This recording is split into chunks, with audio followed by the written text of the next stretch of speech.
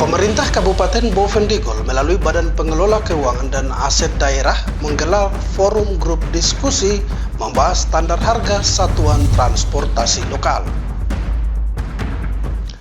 Bupati Bovendigul Hengki Yaluo mengimbau seluruh perangkat daerah menerapkan Undang-Undang Nomor 66 Tahun 2023 yang mengatur tentang pegawai non-ASN. Halo, selamat pagi Bapak Mama dan Mbak Saudara dong semua. Itulah dua topik berita pagi ini yang akan kami sajikan bersama berita lainnya. Edisi hari ini, Senin 1 Juli 2024 bersama saya Fernando Kakurung. Inilah Info Digul selengkapnya.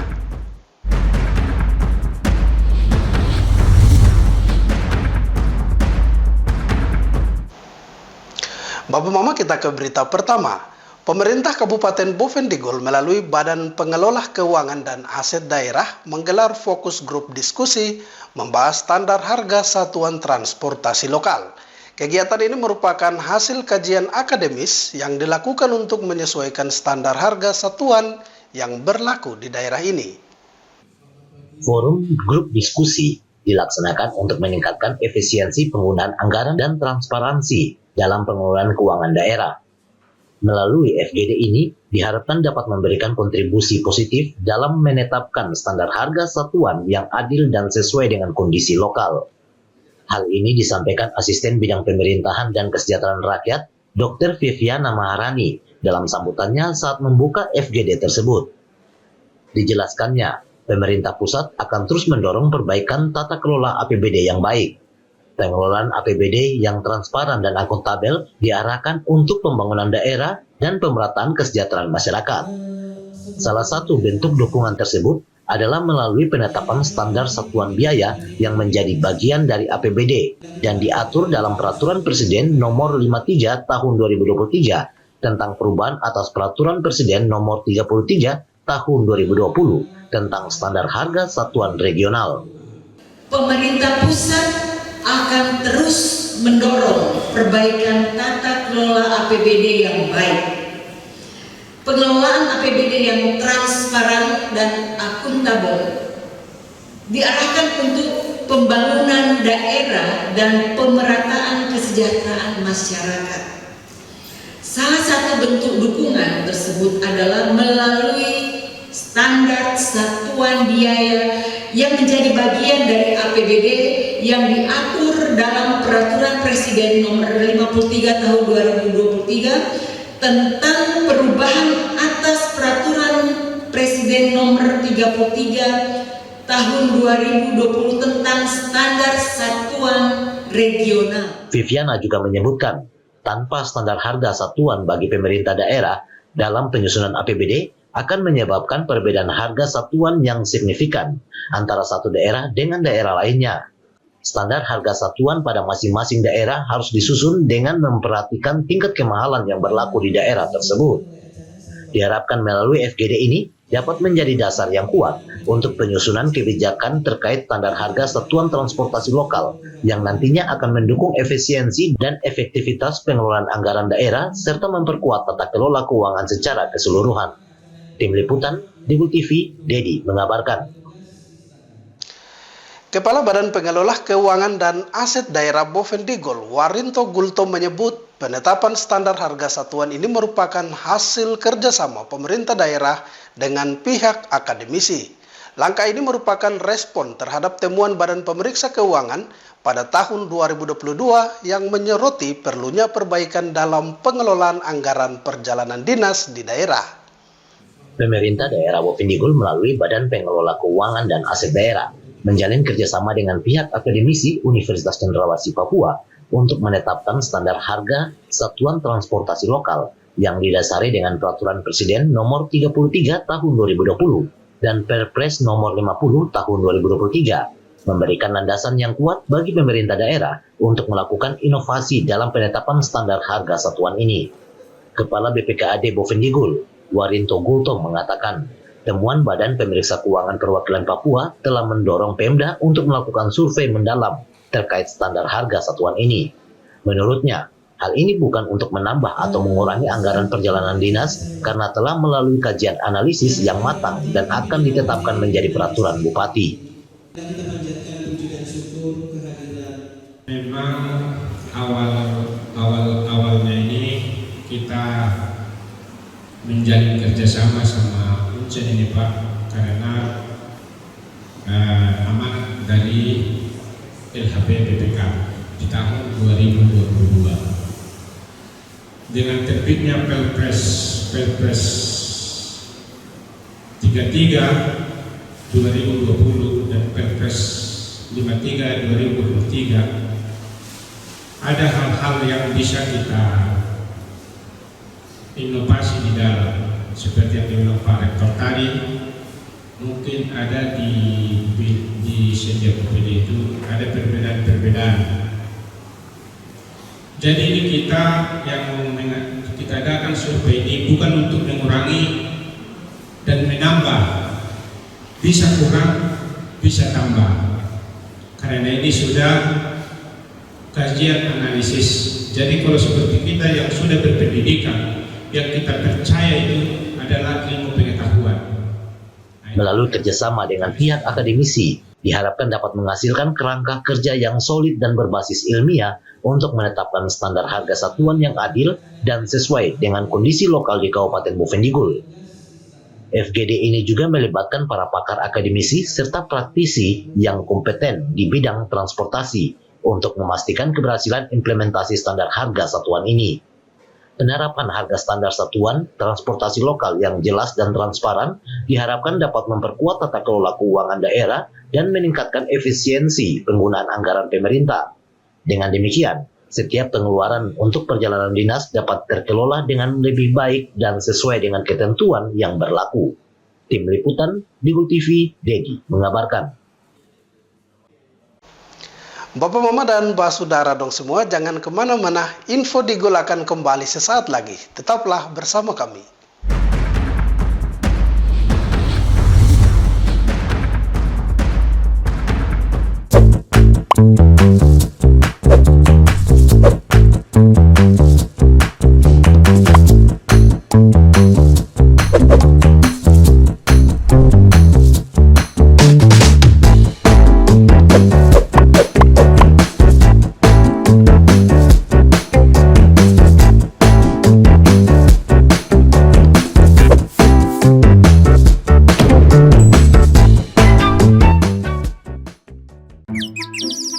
Ini bapak, ini ibu.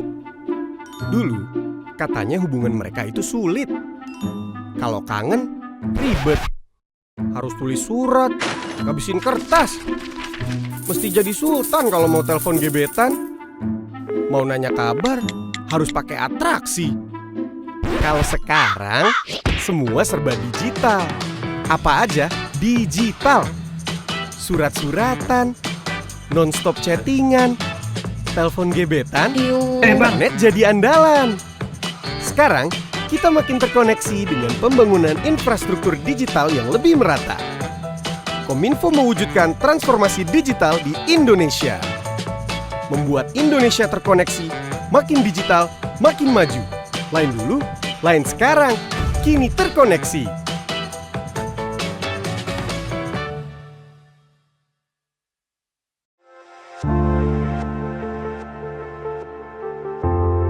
Dunia terasa asing.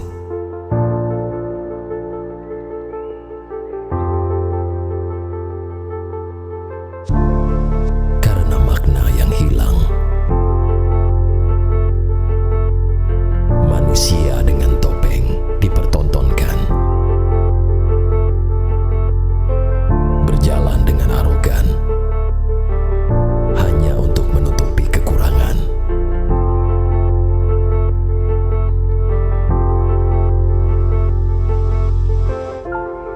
Hilang sudah jati diri sebenarnya.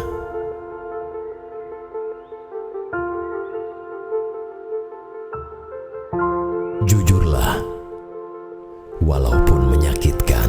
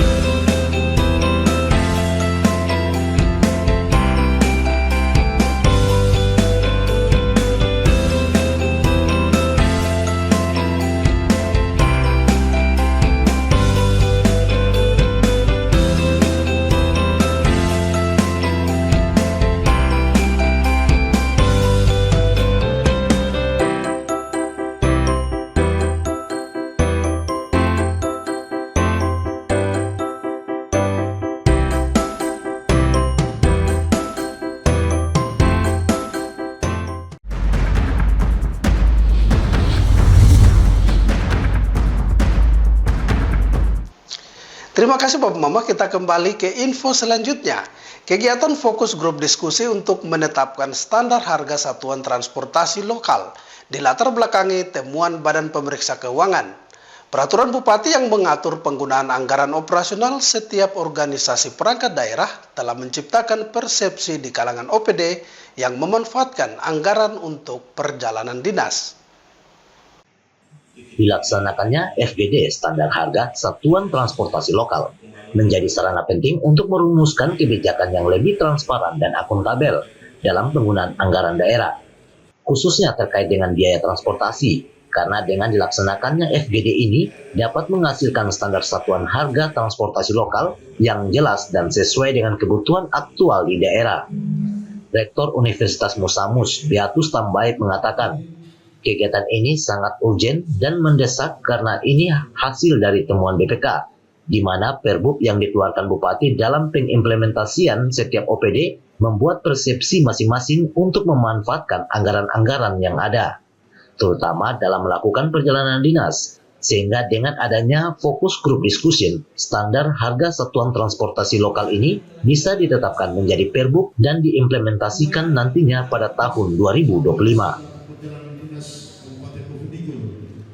Dalam pekan ini kegiatannya urgen dan mendesak karena ini hasil temuan BPK bahwa selama ini SK Perbub yang sudah dikeluarkan oleh Bupati rupanya dan implementasi itu tiap OPD buat persepsi masing-masing dalam memanfaatkan anggaran tersedia untuk perjalanan lokal, sehingga kegiatan ini dianggap urgen mendesak supaya ditetapkan nanti dalam Perbub yang baru yang diharapkan nanti akan diimplementasikan tahun anggaran 2025. Beatus juga menyoroti pentingnya keterlibatan semua pihak terkait dalam FGD, termasuk OPD, akademisi, dan praktisi di bidang transportasi. Tujuannya adalah untuk memastikan standar yang ditetapkan mampu meminimalkan penyalahgunaan anggaran serta meningkatkan efisiensi pengelolaan keuangan daerah. Dengan demikian, setiap perjalanan dinas akan terukur dan dapat dipertanggungjawabkan sesuai dengan standar yang telah ditetapkan. Kegiatan FGD ini juga diharapkan dapat melibatkan berbagai pihak, termasuk akademisi, praktisi, serta perwakilan dari OPD dan Badan Keuangan Daerah, untuk memastikan standar yang ditetapkan benar-benar mencerminkan kondisi dan kebutuhan lokal di Kabupaten Bovendigul. Tim Liputan, Digul TV, Dedi mengabarkan. Bupati Bovendigul Hengki Yaluo mengimbau seluruh perangkat daerah untuk menerapkan Undang-Undang Nomor 66 Tahun 2023 yang mengatur tentang pegawai non-ASN atau yang dikenal dengan nama lain wajib diselesaikan statusnya paling lambat Desember 2024. Bupati Bovendigul Hengki Yaluo menekankan pentingnya kepatuhan terhadap peraturan ini sebagai bagian dari upaya untuk meningkatkan kualitas layanan publik dan efisiensi birokrasi di Kabupaten Bovendigul. Langkah ini juga merupakan implementasi dari reformasi birokrasi yang sedang dijalankan oleh pemerintah daerah untuk meningkatkan transparansi dan akuntabilitas dalam pengelolaan aparatur pemerintah. Bupati Hengki menegaskan, mulai berlakunya Undang-Undang Nomor 66 Tahun 2023, instansi pemerintah dilarang untuk mengangkat pegawai non-ASN atau yang belum terdata dalam basis data Badan Kepegawaian Negara tahun 2021. Langkah ini diambil untuk meningkatkan kedisiplinan aparatur pemerintah serta memastikan semua pegawai memiliki status kepegawaian yang jelas sesuai dengan ketentuan yang berlaku. Saya mengimbau kepada seluruh perangkat daerah Kabupaten Bovendigul sesuai dengan pasal 66 Undang-Undang Nomor 20 Tahun 2023. Pegawai non-ASN atau nama lain wajib diselesaikan penataannya paling lambat Desember 2024. Dengar baik-baik, sampaikan kepada yang lain. Jangan ada ribut-ribut di grup Bovendigul. Satu orang tidak bisa kerjakan semua hal. Tapi kalau kita bergandeng tangan, kita saling mengasihi semua pekerjaan dalam Kabupaten selesai. Kalau kita pemuda tidak saling melengkapi, negeri ini akan tidak dibangun dengan baik. Karena pemuda adalah tulang punggung pembangunan di atas tahun. Apalagi 5 suku yang punya tempat ini. Ya, saya lanjut. Penataan paling lambat Desember 2024. Dan sejak undang-undang ini mulai berlaku, instansi pemerintah dilarang mengangkat pegawai non-ASN atau nama lainnya selain pegawai ASN yang telah didata melalui database BKN pada tahun 2021. Makanya dalam pemimpinan kita banyak beranggapan gagal dalam pengangkatan pegawai. Kami telah dilarang. Kalau ada abang-abang saya yang sukses dengan pegawai yang baru, itu mereka. Kalau hari ini berubah 5 tahun aturannya berubah, kita semua mengerti, tapi pura-pura tidak mengerti. Siapakah akan membangun negeri ini dengan baik kalau kita tidak saling percaya? Penerapan Undang-Undang Nomor 66 Tahun 2023 merupakan bagian dari komitmen pemerintah Kabupaten Bovendigul dalam memperbaiki sistem administrasi kepegawaian untuk mendukung pembangunan dan pelayanan publik yang berkualitas bagi masyarakat. Bupati Hengki mengajak seluruh pemerintah daerah untuk mematuhi undang-undang tersebut demi terwujudnya tata kelola pemerintahan yang baik dan efisien dalam memberikan layanan publik yang berkualitas bagi masyarakat. Tim Liputan Digul TV, Anis mengabarkan. Bapak Mama dan Mbak Saudara dong semua, info Digul akan kembali sesaat lagi. Tetaplah bersama kami.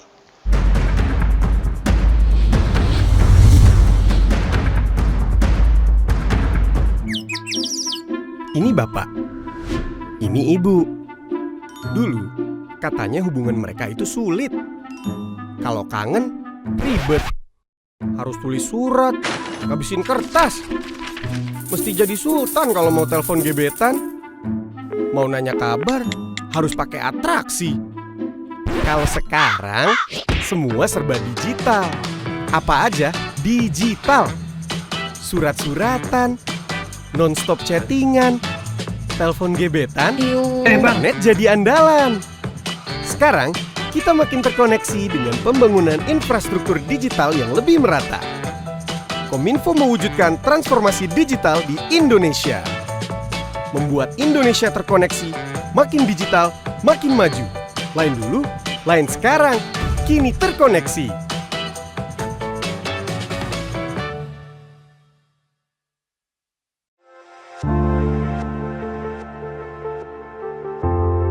Dunia terasa asing.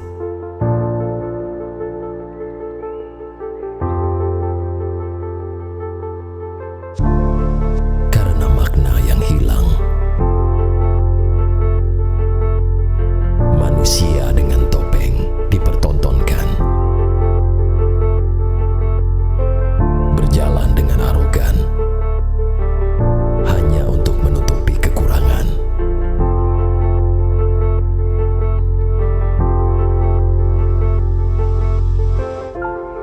Hilang sudah jati diri sebenarnya.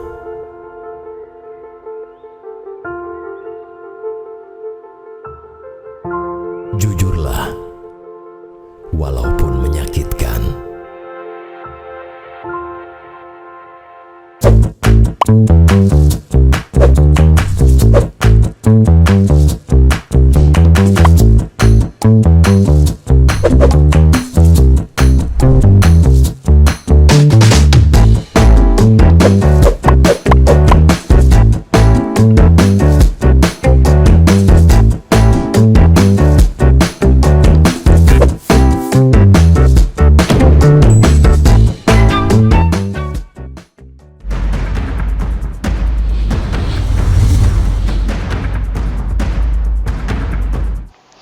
Terima kasih Bapak Mama, Anda masih bersama kami.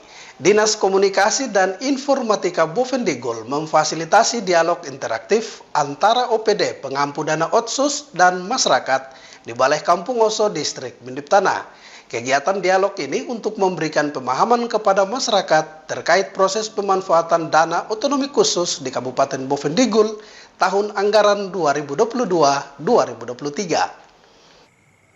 Pengelolaan anggaran otonomi khusus seringkali dipertanyakan masyarakat karena mereka menilai belum pernah merasakannya. Hal ini disebabkan karena minimnya informasi dari OPD pengelola dana otsus sehingga masyarakat selalu beranggapan otonomi khusus gagal.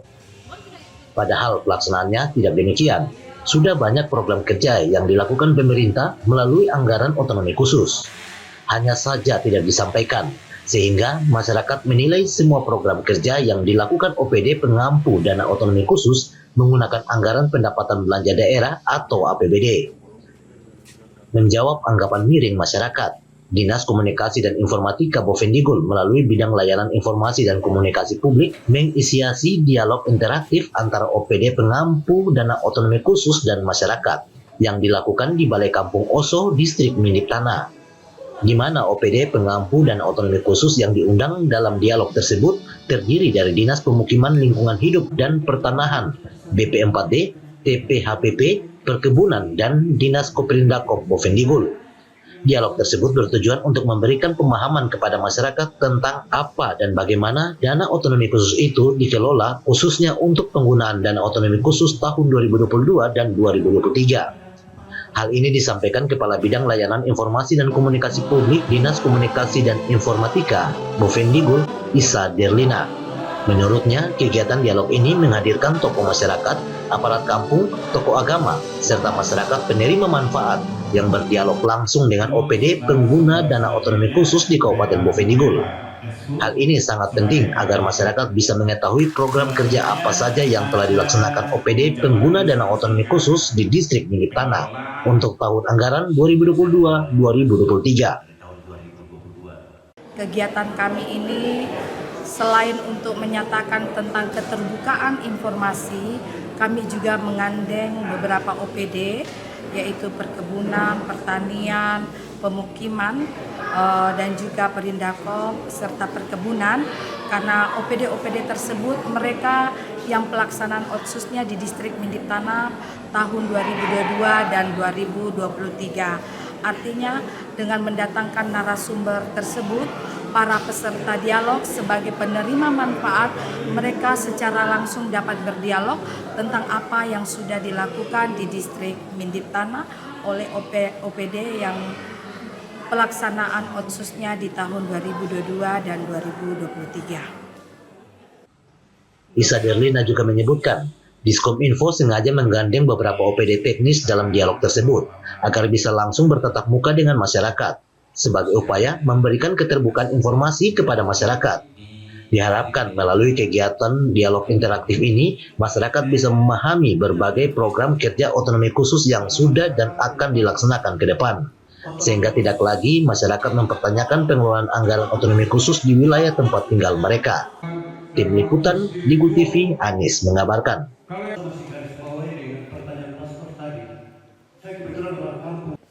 Sementara itu, pelaksanaan dialog interaktif penggunaan dana otsos yang diprakarsai Dinas Kominfo Bovendigul mendapat apresiasi dan tanggapan positif dari tokoh agama Katolik, Pastor Fikep Mindip Tanah, Samuel Yanem. Dinas Komunikasi dan Informatika Bovendigul menginisiasi dialog interaktif bersama masyarakat terkait penggunaan dana otonomi khusus mendapat tanggapan positif salah satu tokoh agama, Pastor Fikep Mindip Tanah, Samuel Yanem. Dikatakannya, dirinya baru pertama kali melihat kegiatan ini setelah sekian lama anggaran otonomi khusus diberikan ke Papua. Dialog semacam ini harusnya dilakukan sejak lama, sehingga masyarakat bisa mengetahui apa manfaat dana otonomi khusus yang sudah dirasakan dan akan dinikmati ke depan. Selain itu, menurut Pastor Samuel, dengan kegiatan ini bisa menjadi tolak ukur bagi pemerintah apakah program otsus yang dilakukan sudah benar-benar dirasakan dampaknya oleh masyarakat atau belum.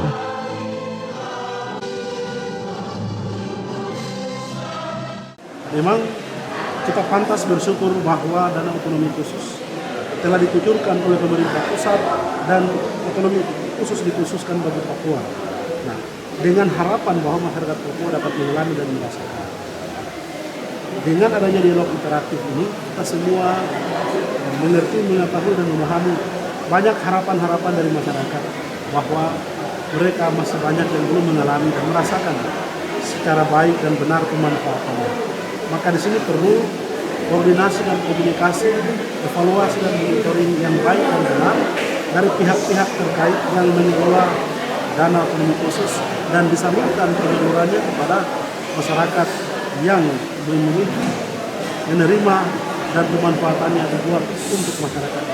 Pastor Samuel juga menyebutkan, hal ini patut disyukuri karena dana otonomi khusus telah diberikan oleh pemerintah pusat yang dikhususkan bagi masyarakat Papua dengan harapan dana otonomi khusus dapat dikelola dengan baik dan dirasakan dampaknya oleh masyarakat. Banyak harapan dari masyarakat yang belum merasakan pemanfaatan dana otonomi khusus. Oleh karena itu, perlu adanya koordinasi, komunikasi, dan evaluasi terkait pelaksanaan dana otonomi khusus agar penyaluran dana tersebut bisa dirasakan oleh masyarakat yang merupakan penerima manfaat.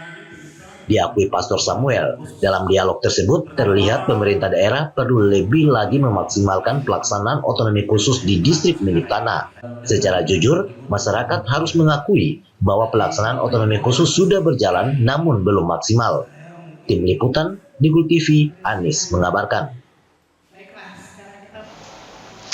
Bapak Mama dan Basudara dong semua, dengan berakhirnya informasi tadi sekaligus mengakhiri perjumpaan kita dalam Info Digul hari ini.